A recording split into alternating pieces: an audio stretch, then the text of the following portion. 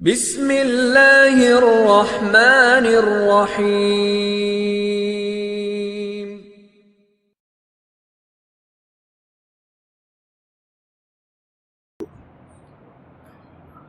إن الحمد لله نحمده ونستعينه ونعوذ بالله من شرور أنفسنا ومن سيئات أعمالنا من يهديه الله فلا مضل له ومن يضلله فلا هادي له أشهد أن لا إله إلا الله وحده لا شريك له وأشهد أن محمدا عبده ورسوله أما بعد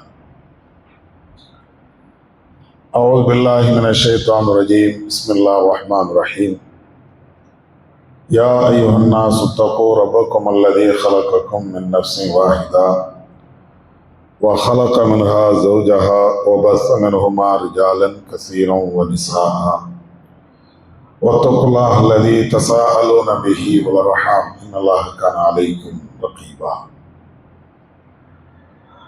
கண்ணியம் நிறைந்த சகோதரர்களே, தாய்மார்களே, வல்லல்லாஹ்வின் பேரருளால் புனித மிகுந்த இந்த ரமலான் மாதத்திலே ஏக இறைவனும் இறை தூதரும் காட்டிய வழியின் அடிப்படையில் அவனை வணங்கிவிட்டு அவனுடைய இல்லத்தில் அமர்ந்திருக்கும். ரமலான் மாதத்திலே பிந்திய 10 இரவுகள் என்பது லைலத்துல் கத்ர் என்று சொல்லப்படுகின்ற அந்த இரவை அடையக்கூடிய பாக்கியத்தை பெற்று தருகின்ற இரவுகள். இன்றைய தினத்திலே அதுவும் ஒற்றைப்படையான இரவுகளாக இருக்கக்கூடிய ஒன்றில் 25ஆம் இரவிலே நாம் எல்லாம் இருக்கிறோம். இன்றைய கால சூழ்நிலைகளில் இஸ்லாமியர்கள் இந்த ரமலான் என்ற இந்த மாதத்திலே அதுவும் லைலத்துல் கத்ர் இரவை அடைய வேண்டிய இந்த மாதத்திலே அவரவர்கள் தங்களுடைய அன்றாட உறக்கங்களையும் அல்லது வீணான காரியங்களையும் கழித்து கொண்டிருக்கின்ற பொழுது இறைவன் இறை தூதர் விரும்பிய அந்த வழியில் நம்முடைய நேரங்களை கழித்து கொண்டு இருக்கிறோம். இதற்காக இறைவன் நம் அனைவர்களுக்கும் பேரருள் புரிய வேண்டும் என்ற பிரார்த்தனையோடு இன்றைய செய்திகளை பார்ப்போம். ரமலான் என்றாலேயே உலகத்தில் வாழ்கின்ற அனைத்து முஸ்லிம்களுக்கும் நமக்கு இறைக்கு அருளப்பட்ட இந்த வேதத்தை நினைவு கூறுவது வழக்கம். ஏனென்றால் இந்த ரமலான் மாதத்தில் தான் திருமறை குர்ஆனை இறைவன் இறக்கி வைத்திருக்கிறான். ஷஹ்ரு ரமலான் அல்லதி உன்சில ஃபீஹில் குர்ஆன். ரமலான் என்ற மாதம் அதற்குண்டான சிறப்பு என்பதே திருமறை குர்ஆன் இறக்கி அருளப்பட்டதுதான் என்று குர்ஆனிலே இறைவன் சொல்கிறான்.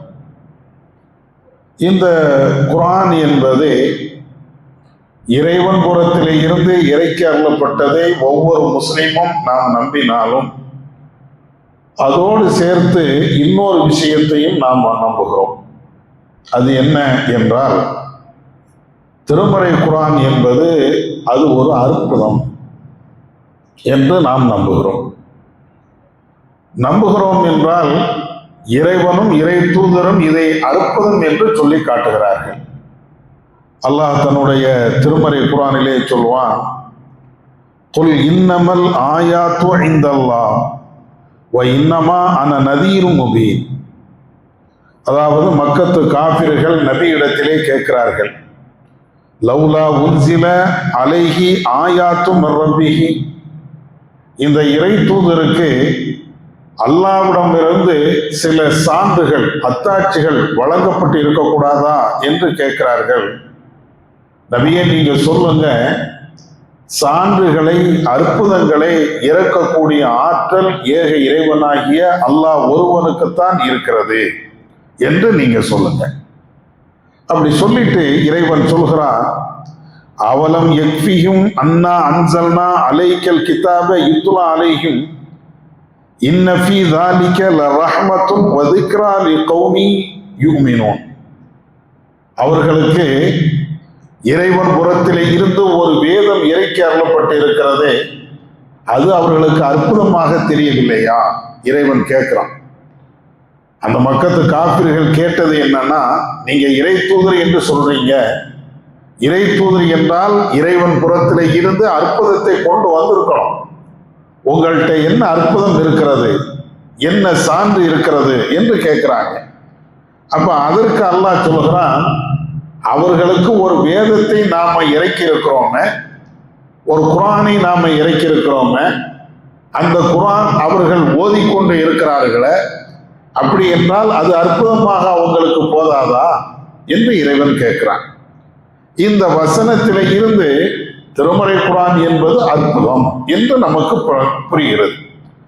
அதே போன்ற நபிகள் நாயகம் ஸல்லல்லாஹு அலைஹி வஸல்லம் அவங்க சொல்லி காட்டுகிறாங்க, ஒவ்வொரு இறை தூதர்களுக்கும் அற்புதம் வழங்கப்பட்டு இருக்கிறது. எனக்கு வழங்கப்பட்ட அற்புதம் என்பது எனக்கு அறிவிக்கப்படுகின்ற வேத செய்திகளாகும், அதாவது வகை செய்தி. எல்லா இறை தூதர்களுக்கும் அல்லாஹ் அற்புதத்தை வழங்கியிருக்கிறான். எனக்கு வழங்கப்பட்ட அற்புதம் என்பது வகை செய்தி தான், அதாவது இந்த குர்ஆன் தான் என்று நபிகள் நாயகம் ஸல்லல்லாஹு அலைஹி வஸல்லம் அவங்க சொல்லக்கூடிய இந்த செய்தி சஹீஹ் புகாரியிலே நாம பார்க்கலாம். அப்ப இந்த குர்ஆன் என்பது அற்புதம் என்பதற்கு அல்லாஹ் சொல்லி காட்டுகிறான், அல்லாஹ்வுடைய தூதரும் சொல்லி காட்டுகிறார்கள், இது அற்புதம் அப்படிங்கிறாங்க. ஆனால் இந்த வேதத்தை நாம யதார்த்தமாக பார்க்கின்ற பொழுது இது ஒரு அற்புதமாக நமக்கு தெரிகிறதா? இது ஒரு அற்புதம் தானா? அல்லாஹ் சொல்லிட்டா நம்புவோம், ரசூலுல்லாஹ் சொல்லிட்டாங்க நம்புறோம். ஆனா உண்மையிலேயே இந்த வேதம் என்பது அற்புதம் தானா? ஏனென்றால் இதற்கு முன்னால் எத்தனை இறை தூதர்களுக்கு இறைவன் அற்புதத்தை வழங்கியிருக்கிறான். அந்த அற்புதத்தை பார்த்து நிறைய பேர் இஸ்லாத்தையும் அந்த நபியையும் நம்பினார்கள். அது மாதிரி ஒரு அற்புதமா, உதாரணமா மூசா நபியை நீங்க எடுத்து பாருங்க. மூசா நபிக்கு அல்லாஹ் பல அற்புதங்களை கொடுத்திருந்தார். அதுல மிக முக்கியமான ஒரு அற்புதம் என்னவென்றால், அல்லாஹ் குர்ஆனில் சொல்லி காட்டுகிறார், அவர்கள் கையிலே ஒரு கைத்தடி இருந்தது. வரலாறுல நம்ம படிக்கத்தான் செய்கிறோம். அந்த கைத்தடியை அவர்கள் போட்டார்கள் என்றால் அது பாம்பாக மாறியது இப்படின்னு குர்ஆன்ல அல்லாஹ் சொல்லுகிறான். சாதாரணமா கைத்தடி தான் இறைவன் போட சொல்லுகிறான். அந்த கைத்தடியை போட்ட உடனே உண்மையிலேயே அது கைத்தடியாக இல்லை, கம்பாக இல்லை, அது ஒரு பாம்பாக மாறியது. அதே மாதிரி அதே கைத்தடியை கொண்டு அல்லாஹ் அடிக்க சொல்லுகிறான். ஃபன்ஃபஜரத்து மின் ஹுஸ்னத்தா அஷரத்த ஐனா. ஒரு இடத்துக்கு போயிட்டே இருக்கிறாங்க மூசா நபியும் மூசா நபியுடைய தோழர்களும். குடிக்க தண்ணீர் வேணும், நீர் வேண்டும் என்றால் அதற்கு வழி இல்லை. அப்பதான் அல்லாஹ் சொல்லுகிறான், நீர் தேவையா? உங்க கையில் இருக்கக்கூடிய கைத்தடி இருக்குதே, அதை எடுத்து இந்த பாறையில நீங்க அடிங்க, அங்க இருந்து 12 ஊற்றுக்கள் அங்கிருந்து ஊற்றுக்கள் வரும் என்று இறைவன் சொன்ன உடனே மூசா நபி அடிக்கிறாங்க, 12 ஊற்றுக்கள் அப்படியே கிளம்பி வருகிறது. இது எல்லாம் மூசா நபி அவர்களுக்கு இறைவன் கொடுத்த ஒரு அற்புதம். இந்த அற்புதத்தை கண்ணால பார்க்கிறாங்கல்ல, கண்ணால பார்க்கும்போது அதை நம்பத்தானே செய்வாங்க, இதுதானே அற்புதம். அதே மாதிரி மூசா நபிக்கு அல்லாஹ் சொல்லுவான், உங்களுடைய கைகளை பாக்கெட்ல விடுங்க, வெளியே எடுத்து பாருங்க அப்படின்னு சொன்னா மூசா நபியுடைய கை வெளியில காட்டின உடனே பயங்கரமா பிரகாசமாக இருந்தது. இதெல்லாம் குர்ஆன்ல அல்லாஹ் சொல்லி காட்டுகிறான். கைத்தடியை போட்டால் பாம்பாக மாறுகிறது, கைத்தடியால் அடித்தால் நீர் ஊட்டுகள் கிளம்பி வருகிறது, அவங்க கையை உள்ள விட்டுட்டு வெளியே எடுத்தால் அது பிரகாசமா இருக்கிறது. இது மாதிரி நிறைய அற்புதங்கள் மூசா நபிக்கு இறைவன் கொடுத்திருந்தார். ஏராளமான நபிமார்களுக்கு அல்லாஹ் கொடுத்திருந்தார். இப்ப நமக்கு இந்த குர்ஆன் என்பது அற்புதம் என்றால் இதை மாதிரி ஏதாவது செய்தா? இந்த குரானை நம்ம இங்க வைக்கிறோம், லைட்டை எல்லாத்தையும் ஆஃப் பண்ணிடுறோம், குரான் வந்து அப்படியே பயங்கரமா ஒரு வெளிச்சத்தை தருகிறதா? அப்படி தராது. இருட்டுல இருந்தாலும் வெளிச்சத்துல இருந்தாலும் குரான் குரான் தான். நமக்கு வந்து லைட்டை போட்டா தான் இங்க குரான் இருக்குது அப்படிங்கிறது தெரியும். குரானை எங்கேயாவது கொண்டு போய் வச்ச உடனே பயங்கரமா ஒளி வந்து நம்ம லைட்டு எல்லாத்தையும் ஆஃப் பண்ணாலும் அது ஒளியை தருகிறது அப்படின்னு ஒரு அற்புதத்தை நம்ம பார்க்க முடியலை. அதை மாதிரி பார்க்க முடியலை. அதே மாதிரி குரானை வந்து வேறு கோணத்திலையும் அந்த நீர் ஊற்று வந்த மாதிரி பாம்பாக மாறின மாதிரி ஏதாவது செய்ய முடியுதா? ஒண்ணுமே செய்ய முடியல. இன்னும் சொல்ல போனா உலகத்துல நீங்கள் பார்த்தீர்கள் என்றால் எங்க அற்புதம் தேவையோ அந்த இடத்துல கூட இந்த குரான் நம்ம நடைமுறையில் உள்ள அற்புதத்தை கூட செய்யலை. உதாரணமா சில பேர் குரானை எரிக்கிறான், குரானையே எரிக்கிறான்ல. அப்ப குரான் ஒரு அற்புதம் என்றால் குரான் அவனுக்கு ஏதாவது ஒரு பாதிப்பையாவது தரணும்ல. குரான் வந்து ஒரு அற்புதம். அப்ப அந்த குரானையே ஒருத்தன் எரிக்கிறான். எரிக்கும் போது அந்த குரான் என்ன செய்யணும்? எவன் வந்து எரிக்கிறானோ அவனுடைய கையை செயலிழக்க செய்யணும். நான் ஒரு அற்புதம்பா அப்படின்னு செய்யணும். அப்படி செய்ய முடியலை. குரானை தூக்கி குப்பையில போடுறான், குரானை தூக்கி அவமரியாதை பண்றான், குரானை தூக்கி டாய்லெட்டு பேப்பராக பயன்படுத்துறான் வெளிநாடுகள்ல. ஏன்னா அதனுடைய வெறுப்பை காட்டுகிறான். அது தனி மேட்ரு. அதே நேரத்தில் இந்த குரான் அற்புதம் என்றால் இந்த குரானுக்கு எதிராக எவங்க இது போன்ற செய்கைகளை செய்கிறாங்களோ அவங்களுக்கெல்லாம் இந்த குரான் ஏதாவது ஒரு அற்புதத்தை நிகழ்த்தி அவனுக்கு எதிரான ஒரு காரியத்தை செய்யணுமா இல்லையா? செய்யலை. அப்ப குரான் என்பது அற்புதமா அற்புதம் இல்லையா? மூசா நபிக்கு அல்லாஹ் அற்புதத்தை கொடுத்தான், நூஹ் நபிக்கு அல்லாஹ் அற்புதத்தை கொடுத்தான், தாவூது நபிக்கு, சுலைமான் நபிக்கு எல்லாத்துக்கும் அற்புதத்தை கொடுத்துருக்கிறான். சுலைமான் நபி எல்லாம் நீங்க பார்த்தீர்கள் என்றால் காற்று அவர்களுக்கு அல்லாஹ் வசப்படுத்தி கொடுத்திருந்தான், எல்லாம் பார்க்கத்தான் செஞ்சாங்க. ஜின்களை வசப்படுத்தி கொடுத்திருந்தான், எல்லாம் பார்க்கத்தான் செஞ்சாங்க. இது மாதிரி நிறைய அற்புதங்கள் எல்லாத்துக்கும் இருக்குது. அதே மாதிரிதான் இந்த குரான் என்பது அற்புதம் அப்படின்னு சொன்னா இந்த குரான் செய்து காட்டிய அற்புதம் என்ன? முதல்ல இந்த கேள்விக்கு பதிலை தெரிந்து கொள்வதற்கு முன்னால அற்புதம் என்பது, இஸ்லாம் சொல்லக்கூடிய அற்புதம் என்பது ரெண்டு வகையில இருக்கிறது. ஒரு அற்புதம் என்றால் பிசிக்கலாக காட்டக்கூடிய அற்புதம், இன்னொரு அற்புதம் சிந்தனை செய்து நாம புரிந்து கொள்ளக்கூடிய அற்புதம். குரானை நீங்க படித்தீங்கன்னா அற்புதத்தை அல்லாஹ் இரண்டு வகையில அல்லாஹ் சொல்லி தருகிறான். ஒரு அற்புதம் என்பது கண் முன்னால பார்க்கக்கூடிய அற்புதம், கண்ணாலேயே பார்க்க முடியும். இன்னொரு அற்புதம் என்பது சிந்தனை செய்து புரிந்து கொள்வது, அறிவால் உணர்ந்து கொள்வது. இது இன்னொரு அற்புதம். இப்ப மூசா நபிக்கு, தாவூது நபிக்கு, சுலைமான் நபிக்கு, ஏராளமான நபிமார்களுக்கு அல்லாஹ் உண்மையிலேயே கண்ணால பார்க்கக்கூடிய அந்த அற்புதத்தை வழங்கினான். அவங்களுக்கெல்லாம் அது ஒரு அற்புதம் தான். கைத்தடி பாம்பாக மாறியது என்றால் மூசா நபியும் பார்த்தாங்க அந்த அற்புதத்தை. மூசா நபியை ஏற்றுக்கொண்ட அந்த மக்களும் அதை பார்க்கத்தான் செய்யறாங்க. அது கண்ணு முன்னால பார்க்கக்கூடிய அற்புதம். ஏன் ரசூல்லாவே சில அற்புதங்களை செய்துதான் காட்டினாங்க.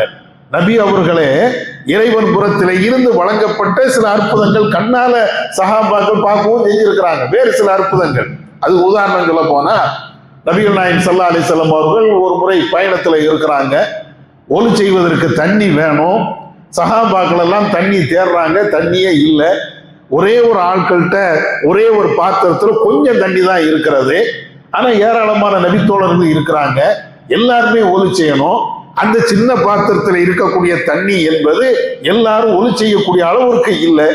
அப்ப நபிகள் நாயகம் ஸல்லல்லாஹு அலைஹி வஸல்லம் அவர்கள் அந்த பாத்திரத்தை கொண்டு வர சொல்றாங்க. தன்னுடைய கைய விரல அதுல போடுறாங்க, முக்குறாங்க. அப்படி முக்குன உடனே அங்க இருந்து தண்ணீர் பீரிட்டு வருகிறது.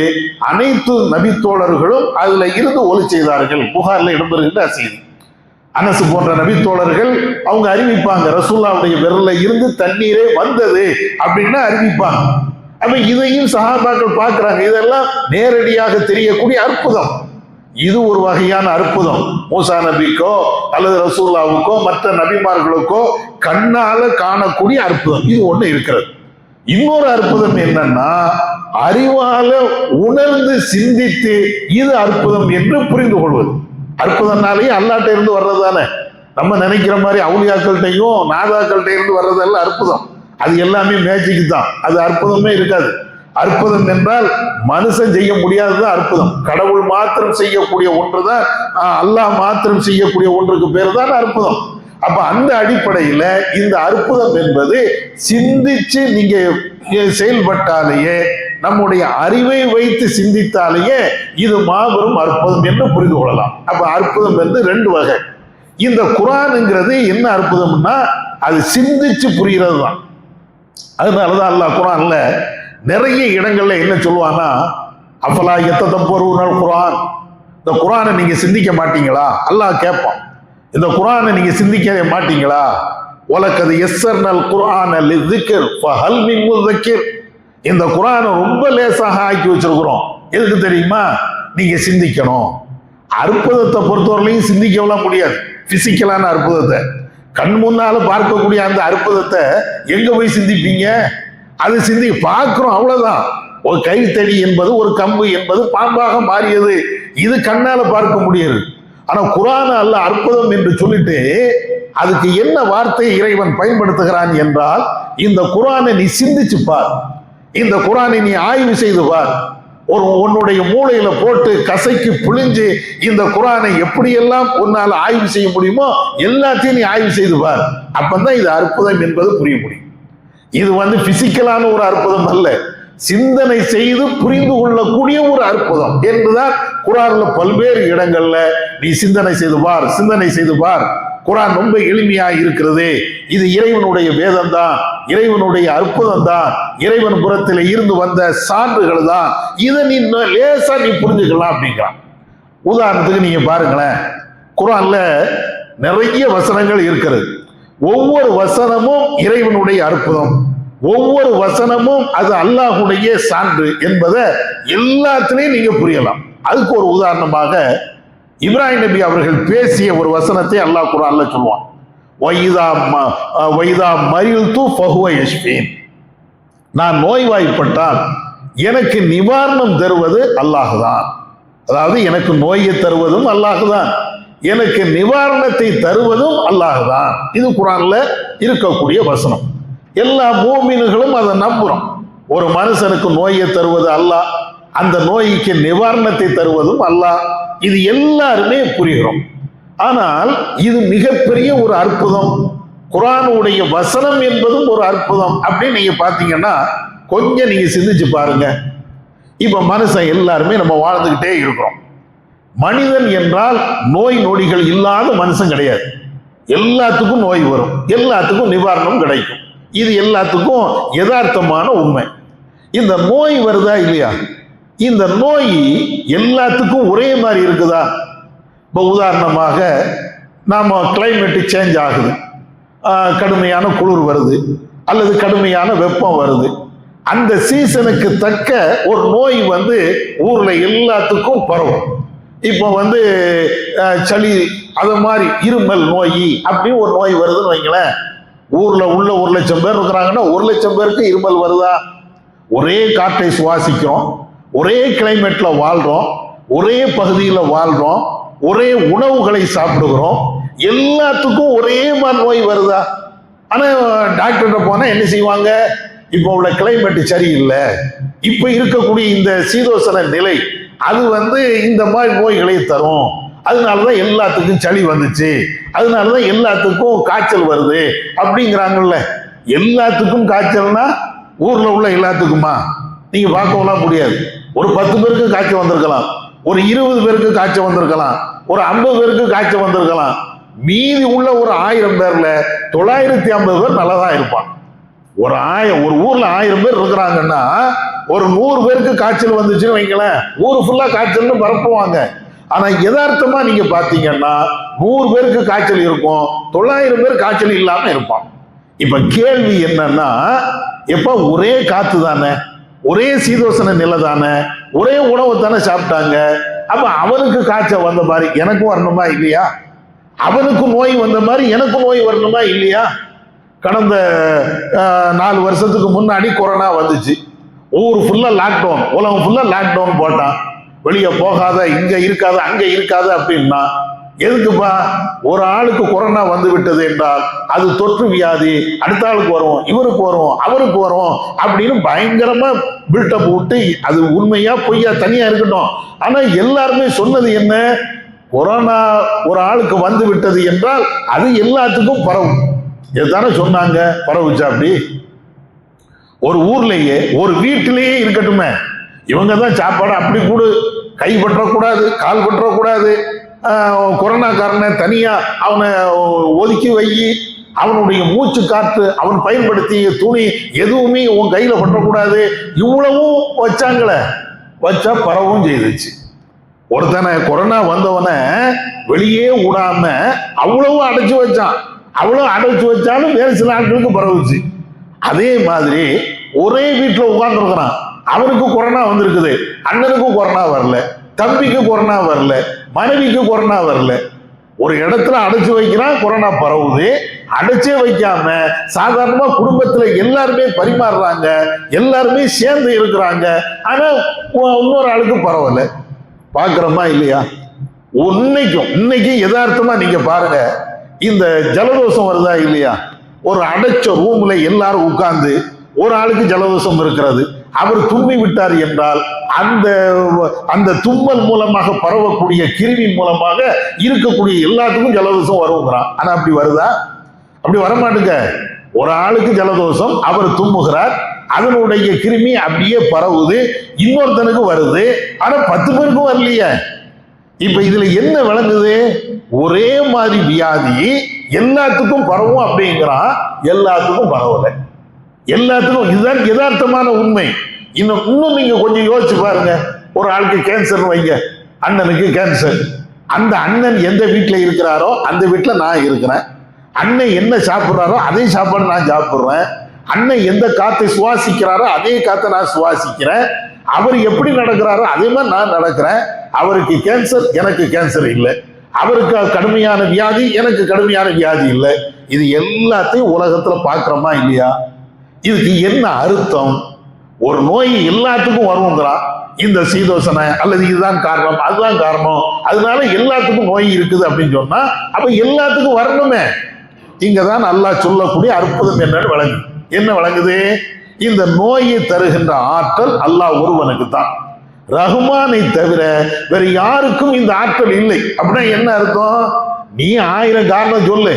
எனக்கு நோய் வந்ததுக்கு இவர் தும்முனாரு, இவர் இருமுனாரு, அதனாலதான் எனக்கு காய்ச்சல் வந்துச்சு, இந்த கொரோனா பேஷண்டோடு நான் இருந்தேன், அதனாலதான் எனக்கு கொரோனா வந்து, இப்படி நம்ம மனுஷன் சொல்லிக்கலாம். இறைவன் என்ன சொல்றான்னா, அது நீ தீர்மானிக்கிறது. நோய் யாருக்கு எப்போ எந்த நேரத்தில் தரணும் அப்படிங்கிறத அது என்னுடைய முடிவு. நீ எங்கேயும் இரு, எங்கேயும் போ, எங்கேயும் வா, ஒரு ரூம்லயே அடைச்சு கூட நீ இருந்துக்க. உனக்கு கேன்சர் வரணும் அப்படின்னாச்சுன்னா நான் எப்ப நானோ அப்பதான் நான் தருவேன். அது என்னுடைய ஆற்றல். இன்னைக்கு அதை நிதர்சனமாக இந்த வசனத்தை நாம புரிகிறோமா இல்லையா? நோய் என்பது இறைவன் நான்னாதான் வரும். இறைவன் யாருக்கு நான்னானோ அவங்க தான் வரும். இவன் 1000 காரணம் சொன்னாலும் அந்த காரணம் பொருந்த மாட்டேங்குது. அந்த காரணம் இங்க ஏற்றுக்கொள்ள முடியல. ஒரு ஆளுக்கு வருது, ஒரு ஆளுக்கு அது சரியா இருக்குது, இன்னொரு ஆளுக்கு சரியா இல்லை. அதுதான் யதார்த்தம். அப்ப இதுல இறைவன் சொல்லக்கூடிய அற்புதம் என்றால், நான் நினைச்சால் நோயை தருவேன். அதே மாதிரி ஷிஃபாவை நீங்க பாருங்க, எல்லாத்துக்கும் ஒரே மாதிரி ஷிஃபாவை கிடைக்க மாட்டேங்குது. உதாரணமா ஒரு ஆளுக்கு காய்ச்சல்னு வைங்க, பேராசிட்டமால் மாத்திரை கொடுப்பாங்க, ஒரு ஆன்டிபயோட்டிக் மாத்திரை கொடுக்குறாங்க. எல்லாத்துக்கும் அதே மாதிரி காய்ச்சல் என்றால் எல்லாத்துக்கும் அந்த மாத்திரை கொடுத்தால் அது நிவாரணம் கிடைக்கணுமா இல்லையா? ஒரு ஆளுக்கு அதே பேராசிட்டமால் போட்டால் காய்ச்சல் குணமாகுது, இன்னொரு ஆளுக்கு போட்டா ஒண்ணுமே குணமாக மாட்டுக்கு, வேற மாத்திரையை கொடு அப்படிங்கிறான். ஒரே காய்ச்சல், ஒரே மாதிரி நிலை, இவருக்கு குணமாகுது, அவருக்கு குணமாகல. இப்பதான் அல்லாஹ்வுடைய அந்த அற்புதம் என்ன அப்படின்னு நம்ம புரிய முடியுது. இறைவனுடைய அற்புதம் என்ன? நீ என்னத்தை மாத்திரை போட்டாலும் சரி, என்னத்தை ட்ரீட்மெண்ட் எடுத்தாலும் சரி, நான் எப்போ குணமாக்கணும்னு விரும்புகிறேனோ அப்பதான் குணமாக்குவேன். நோயை தருகின்ற ஆற்றல் என்கிட்ட தான் இருக்கிறது. நோய்க்கு நிவாரணம் தருகின்ற ஆற்றல் என்கிட்ட இருக்கிறது. நீ மருத்துவம் பாரு, வேண்டாம் சொல்லல. ஆனால் அந்த மருத்துவம் என்பது எந்த நேரத்தில் குணமாகணும், எப்போ குணமாகணும், அது நான் தீர்மானிக்கும் போதுதான் கிடைக்கும். இது இறைவன் சொல்றான இந்த வசனத்தை ஒரு முகமது நபி எப்படி சொல்ல முடியும்? அதான் கேள்வி. இவ்வளவு அற்புதமாக புள்ளி விவரத்தோடு நிதர்சனமாக ஒவ்வொரு ஆய்வாளர்களும் ஏற்றுக்கொள்ளக்கூடிய விதத்தில் இருக்கக்கூடிய இந்த கருத்தை ஒரு முகமது நபி எப்படி சொல்ல முடியும்? முகமது நபி சொன்னால் இவ்வளவு துல்லியமாக சொல்ல முடியுமா? நோய் என்பது இறைவன் நாடினா தான் கிடைக்கும், நோய் என்பது ஷிஃபா என்பது இறைவன் நாடினா தான் கிடைக்கும்னு ஒரு மனுஷனால எப்படி சொல்ல முடியும்? இன்னும் சொல்ல போனால் முகமது நபியை பற்றி அல்லாஹ் அந்த வசனத்திலே சொல்லும் போது மா ததிரி மல் கித்தாபு வல் ஈமான், நபியே நீங்க இந்த நபியாக வருவதற்கு முன்னால ஈமான்னா என்னன்னு தெரியாது, அதே போன்று இஸ்லாம்னா வேதம்னா என்னன்னு உங்களுக்கு தெரியாது. அப்ப வேதம்னா என்னன்னு தெரியாது, ஈமான்னா என்னன்னு தெரியாத ஒரு முகமது நபி இது எப்படி சொல்ல முடிஞ்சு? இன்னொரு இடத்துல அல்லாஹ் சொல்லுவான் முகமது நபி பற்றி அவன் சொல்லும் போது உங்களுக்கு எழுதவும் தெரியாது படிக்கவும் தெரியாது அப்படிம்பான். முகமது நபிக்கு எழுதவும் தெரியாது படிக்கவும் தெரியாது. ஏன்? ஒரு உண்மை என்ன தெரியுமா? உலகத்துல ஒரு உண்மை என்ன தெரியுமா? எவ்வளவோ புத்தகங்கள் இருக்குது இல்ல, இந்த புத்தகத்தை எல்லாம் எழுதியவர்கள் அறிவாளிகளா இருப்பாங்க. குறைஞ்சபட்சம் ஒரு ஸ்கூல்ல போய் ஒரு கல்லூரில போய் படிச்சவங்களா இருப்பாங்க. இந்த குரானை எழுதின அல்லது இந்த குரானை கொண்டு வந்த முகமது நபி அவங்களுக்கு ஆனாவும் தெரியாது, ஏபிசிடியும் தெரியும், எதுவுமே தெரியாது, அலிஃபையே தெரியாது. அப்புறம் எப்படி எழுதினாரு? எப்படி அதை சொல்ல முடிஞ்சுச்சு? ஒவ்வொரு விஷயத்தையும் வரலாறை பேசுகிறார், மனிதனுடைய பிறப்பை பற்றி பேசுகிறார், மனிதனுடைய இறப்பை பற்றி பேசுகிறார், பிறப்புக்கு முன்னால எப்படி இருந்தாங்க, இறப்புக்கு பின்னால எப்படி இருப்பாங்க, எல்லா விஷயத்தையும் முகமது நபி பேசுகிறார் என்றால் ஒரு மனுஷன் பேசக்கூடிய ஒரு வார்த்தையா? இறைவன் பேசிய வார்த்தையா? இதுதான் அங்க உள்ள கேள்வி. அப்ப இறைவன் பேசுகின்ற வார்த்தையாக இருப்பதின் காரணத்தினாலதான் எல்லாருமே இவ்வளவு தெளிவாக இந்த வசனம் பேசுகிறது. அதாவது அது ஒரு அற்புதம். குர்ஆன் என்பது நீங்க சிந்தனை செய்து பார்த்தீர்கள் என்றால் அது அவ்வளவு அழகான ஒரு அற்புதம். இப்படி ஒவ்வொன்றா சொல்லிட்டே போகலாம். இது நோய் நிவாரணம் நான் சொல்வது ஒரு எடுத்துக்காட்டுக்கு தான். குர்ஆனுடைய வசனங்களை நீங்க ஒவ்வொன்றா நீங்க படிச்சு பார்த்தீங்கன்னா ஒவ்வொரு வசனத்திலையும் நீங்க புரிந்து கொள்ளலாம் இது ஒரு அற்புதம். சிந்திச்சு பார்த்துதான். நான் ஏற்கனவே சொன்ன மாதிரி சும்மா வெளி உலகத்திற்கு கண் முன்னால பார்க்கக்கூடிய அற்புதம் அல்ல, சிந்திச்சு பார்த்தால் இது ஒரு அற்புதம் என்பதை ஒவ்வொரு விஷயத்திலையும் ஒவ்வொரு ஆயத்திலையும் நம்ம புரியலாம். அதுக்கு அடிப்படையாக நீங்க தெரிய வேண்டியது மிக முக்கியமான ஒன்று என்னன்னு கேட்டா, இந்த வேதத்தை நமக்கு ஓதி காட்டியது முகமது நபி, இந்த வேதத்தை நமக்கு கொண்டு வந்தது முகமது நபி. இறைவன் புறத்தில் இருந்து கொண்டு வந்தாங்களா இல்லையா? அவங்களுக்கு எழுதவும் தெரியாது, படிக்கவும் தெரியாது, அலிஃப்னா என்னன்னு தெரியாது, ஆனானா என்னன்னு தெரியாது, கடந்த கால வரலாறு தெரியாது, நிகழ்கால வரலாறு தெரியாது, எதிர்காலத்தை பற்றியும் தெரியாது. ஆனால் எல்லாத்தையும் ஒரு முகமது நபி பேசுகிறார் என்றால் அவர் தனி மனுஷனாக இப்படி பேசியிருப்பார். இதை அல்லாஹ் ஒரு சான்றாக காட்டி இது வேதம் என்பது அது ஒரு அற்புதம் தான், இறைவன் புறத்திலே இருந்து வந்ததுதான் என்பதை நிரூபிப்பதற்காக வேண்டி பல்வேறு வாதங்களை பல்வேறு சான்றுகளை இறைவன் சொல்லி காட்டுகிறார். அதனால இந்த குர்ஆன் என்பது வேதம், வேதம் அற்புதம் அப்படின்னு நம்ம தெரிஞ்சுக்கிட்டோம் அப்படின்னா சும்மா ஏதோ ஏனோதானோன்னு வைக்கக்கூடாது. ஒவ்வொரு நாளும் குறைஞ்சபட்சம் ஒரு 5 வசனத்தையாவது படிக்கும். அற்புதம்ங்கிறோம்ல, அல்லாட்ட இருந்து வந்த வேதம் அப்படிங்கிறமா இல்லையா? இறைவனுடைய வார்த்தை என்று நாம் புரிந்து கொள்கிறோம் என்றால் அந்த வசனத்தை டெய்லி படிக்கணும். குறிப்பாக இந்த ரமலான் மாசத்துல நம்மளால முடிஞ்ச அளவுக்கு மொழியாக்கத்தோடு நம்ம புரியக்கூடிய பாஷையோடு நம்ம தமிழ் மொழியோடு எந்த பாஷையில படித்தால் புரியுமோ அந்த மொழியில இன்னைக்கு நம்ம குர்ஆனை படிக்கணும். அப்படின்னா தான் இது வேதம் என்பதும் அற்புதம் என்பதும் புரிந்து கொள்ள முடியும். அற்புதம் தான், குர்ஆன் தான், அல்லாஹ்வுடைய வேதம் தான் அப்படின்னு வாயால சொல்லிட்டு போறது அல்ல, நடைமுறைப்படுத்தணும். ஒவ்வொரு நாளும் இந்த வேதத்தை படிப்போம். இதை ஒரு காலத்துல இறந்தவங்களுக்கு அடுத்து தான் இந்த வேதத்தை படிச்சுட்டே இருந்தோம், இறந்தவங்களுக்கு தான் இந்த வேதம் அப்படின்னு நம்ம சொல்லிக்கிட்டே இருந்தோம். இன்னைக்கு அப்படி இல்லை. ஓரளவுக்கு விழிப்புணர்வு பெற்றிருக்கிறோம் என்றால் குர்ஆனை எல்லா நேரத்திலையும் ஓதுவோம், எல்லா நேரத்திலையும் படிப்போம். அற்புதம் என்பதை இன்னபிற மக்களுக்கு நம்ம எடுத்து சொல்லுவோம். வல்ல அல்லாஹ் நம்ம கேட்டதன் அடிப்படையில் செயல்பட அவன் அருள் செய்வானாக. வாஹிர் தாவானா அல்ஹம்துலில்லாஹி ரப்பில் ஆலமீன்.